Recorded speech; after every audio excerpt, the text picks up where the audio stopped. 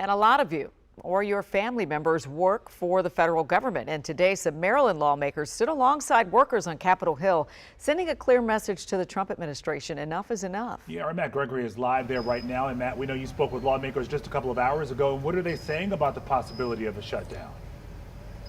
I mean, none of them would say for sure that it's going to happen, right? But you got the sense just talking to lawmakers, talking to federal workers, that lawmakers, especially Democrats, are between a rock and a hard place, right? Either they continue funding the government at the current levels, right, and then deal with cuts to health care, cuts to federal jobs potentially, or they take a stand. And for their part, the White House has said, listen, this is all a partisan play by Democrats.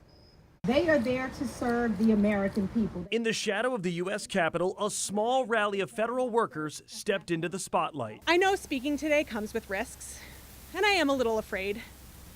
But democracy demands courage. We found federal worker and Marylander Molly Meunier in the crowd. If we all stay silent, then nothing changes.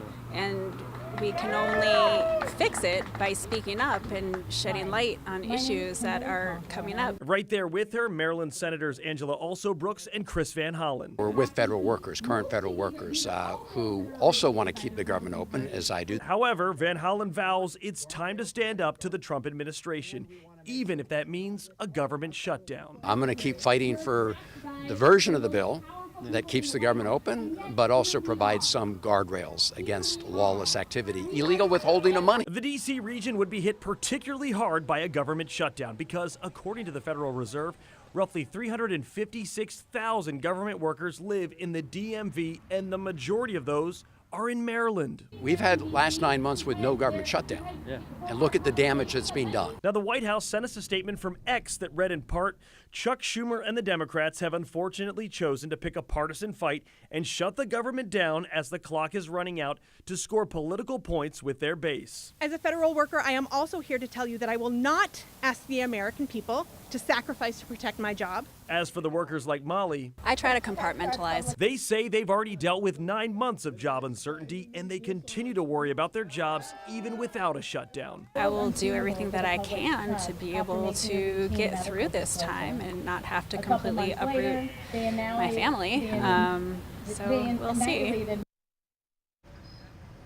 Now, Senator Alsobrooks did introduce a bill that dealt with giving paychecks, or at least continuing to pay federal workers should there be a shutdown. Right now, only certain employees would still be getting paid during a shutdown. But that bill, and at least one that looked very similar to it, died in Congress about a couple of weeks ago. But because it is the Senate, it can be brought back up again.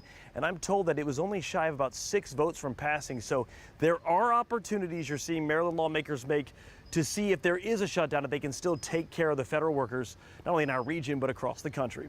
Outside the Capitol, I'm Matt Gregory. Back to you.